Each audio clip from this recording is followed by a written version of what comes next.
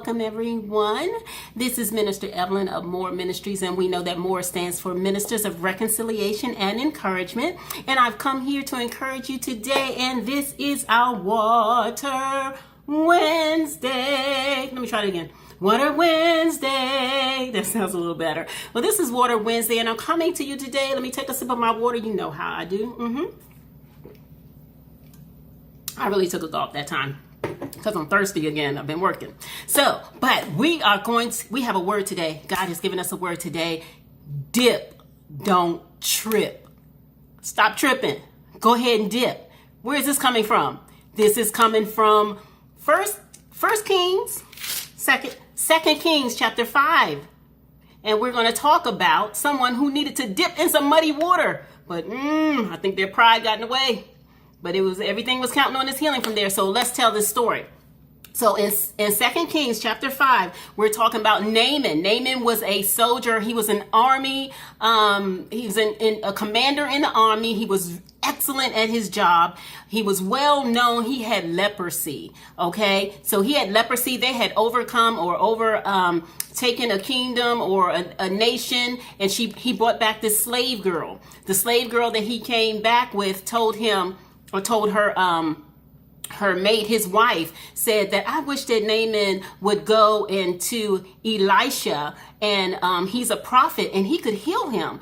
And so Naaman, I guess he overheard it, and he went to the king and told him and said, the servant girl was talking about someone named Elijah. So the king said, okay, you know what? I'll write you a letter of recommendation. You go, you take some silver, you take some gold, you take some change of clothes, because that was how they their transactions in those days. And he said, I'm going to send you to him. You go to Elisha and you let the king know that he has permission for you to see him, to have him healed, to have yourself healed. So Naaman went to the king of the other king of Amron, I think it was. I don't know which king it was. Figure that out later. Not the point at this time. But he went to that king and he said, and so the king was upset because the king said, what do you think, I'm God or something? What are you doing? You're trying to pick a fight, right? You're trying to pick a fight. You're trying to say you asked me for something that I couldn't give you. You're trying to pick a fight. So, but when Elisha heard about it, he said, well, no, tell the king, don't be disturbed. I can see him, and I'll go ahead and I will pray for him. So they sent a message to him. Naaman went to Elijah's place. Elisha, not Elijah, the one that got the mantle from Elijah. So he went to Elisha and he said, and he went there, and Elisha didn't even come out to meet him. Okay. He just said, go into the Jordan River and dip 7 times and you will be healed. Okay. So Naaman's like, wait a minute, hold up. Do he know who I am? First of all, do he know who I am? Why he couldn't even come out here and tell me himself? He gonna send a messenger to me and tell me to dip in the Jordan River? Couldn't he have told me to go into the Abana River or another river or some other river that's much cleaner than the Jordan? He gonna send me to a dirty, muddy river to be clean and dip 7 times. Okay, so what happened there? Naaman's pride got all in the way. Like listen, this don't sound right to me. So the servant girl let him know, it's like, no, this is a credible person. He knows what he's saying. If he told you to dip 7 times, if he asked you to do something greater than that, would you have done it? And if it's going to give you your healing, why wouldn't you do it? So Naaman went ahead and he dipped 7 times, and he dipped in there. So let's look at this, because this is talking about something that's really powerful. It's talking about pride. And we know that the fall of man came from the spirit of pride, right? And so I want to look at some things about pride. Could it be that sometimes when we're given instructions to do something, could some of our sicknesses, or could some of the things that we're going through be because we had too much pride to be able to do what was instructed for us to do? If someone came to you and said that, hey, all I need you to do is this, and it's like, wait a minute, but I don't eat broccoli. So I don't know why you would tell me to eat broccoli and that would be the cure for me. What if it's that simple? What if it's, I remember when I told you guys about when the Lord gave me a dream, and he woke me up and told me to drink cranberry. I didn't even know anything was wrong with me. He said cranberry. cranberry juice. So I went and got, but what I didn't tell you was, I said, Lord, cranberry is bitter. I was like, it's really bitter. He said, you can put some stevia in it. And I was like, okay. So, I mean, we could even do that. Like God told me I could put stevia in it. Stevia is a natural sweetener that you can put in things. And I put it in there and I drank it, and I didn't even know there was an infection in my body that cranberry juice cleared up. Could it be that we already have the instructions? Could it be that someone has already told us what to do, but because we don't like the taste, because we don't like the flavor, because we don't like the environment, because we don't like swallowing pills, because we don't like taking vitamins or whatever it could be, or we don't like drinking a certain thing, we don't take it? Is that pride? Yeah, that could be holding us up from some of our blessings that we have. So it says, because sometimes we don't see things the way other people see it. It's not our environment to do it that way.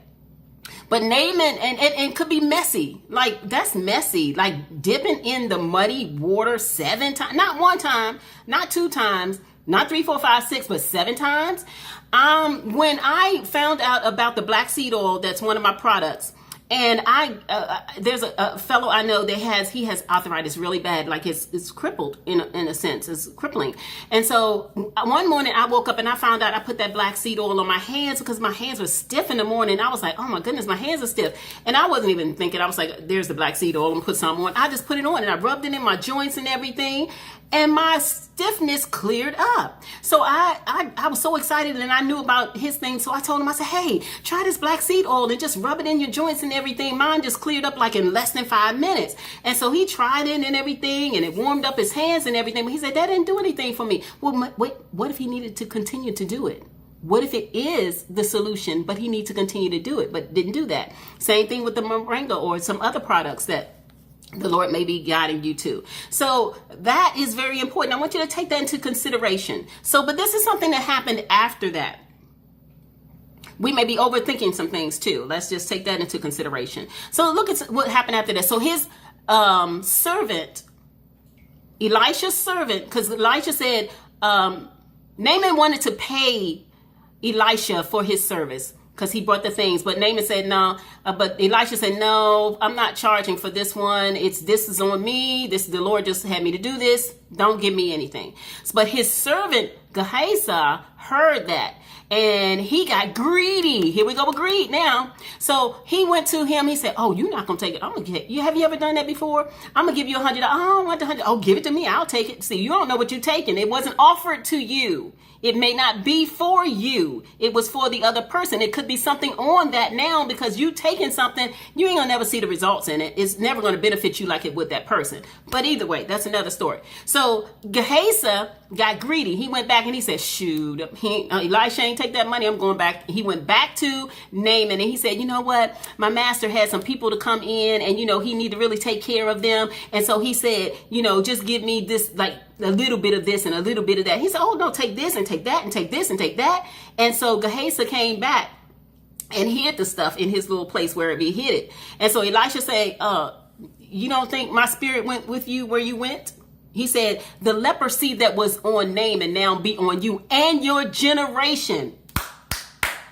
We could be receiving something that we should not have taken if we're walking in greed, and it could have not just affect us, but it could affect our whole generation. We need to make sure that we're walking in the integrity and the righteousness of God. Now, this does not mean to say that that a prophet should not ever receive. That's not saying that, because when Jesus healed the leper in chapter 8 of Matthew, he told the leper, he said, now you go and give your gift to that Moses told you to give. So there's some instances where you're to give and some that you are not. But just follow the instructions of the prophet that's walking in righteousness. This is one that was credible. Okay. So I just want to leave that with you today. Be on your guard against greed. Like, if it ain't for you, don't just wait for God. He will give you what you need. Don't store up for yourself treasures on earth where the moth come and it's going to rust, the moth eat it up. Don't be greedy for gain, because it's not going to go with you into eternal life, and your soul is at stake. Your generation is at stake. Let's take some things into consideration and walk in our righteousness. But at the same time, don't trip.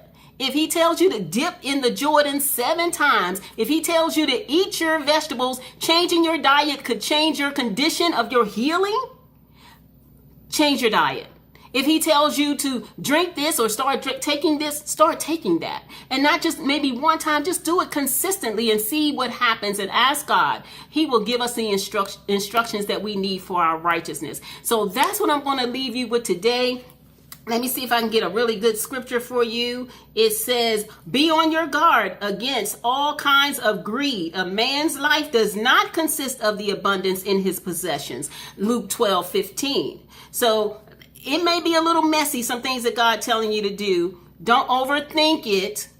It could be something simple. You may be able to change the taste. A lot of things that are going on with us are in our diet. You know, they are in our diet. So I just want you to be blessed today and know that some things that we do does not just affect us, but it can affect our generations. Okay? So whatever you say it in love. Whatever you do it in love. And wherever you go in peace until the next time we meet again. Dip, don't trip. Be blessed with more. God bless you.